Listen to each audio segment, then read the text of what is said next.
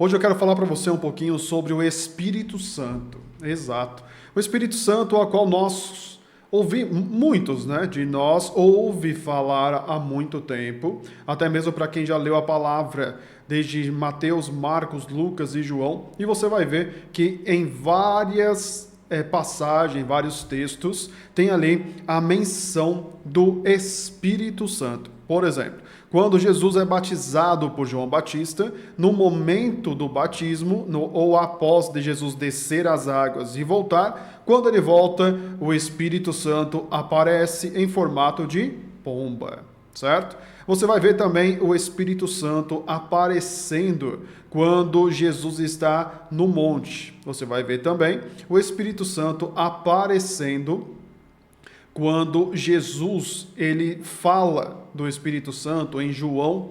No livro de João, Jesus fala que o Espírito Santo ele é o nosso consolador e também fala que é o nosso amigo. Exato. Então você vai ver Jesus falando do Espírito Santo, você vai ver Jesus falando qual é a missão, qual é a obrigação, qual é o trabalho do Espírito Santo. Exato, certo? E para nós, nos dias de hoje, tem muitas religiões que dão alguns nomes diferentes para o Espírito Santo. Por exemplo, tem religião que chama o Espírito Santo de Espírito da Verdade.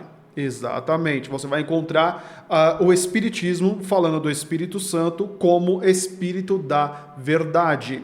Você vai ver também o Budismo falando do Espírito Santo e citando que existe um Espírito superior, a qual este Espírito ele é inferior apenas ao Deus Pai e ao Deus Filho. No budismo você vai ver Buda falando sobre isso. Você vai ver também na católica, por exemplo, você vai ver ensinamentos falando que o Deus Pai, o Deus Filho e o Deus Espírito Santo. Mas, Diego, como assim as outras religiões falam do Espírito Santo, mas não ensinam sobre ele? Irmão, ensinar sobre o Espírito Santo, até nós, das cristãos, ou quem frequenta as igrejas evangélicas, sabe muito bem que fala muito, muito, muito e muito pouco do Espírito Santo nos cultos das igrejas evangélicas.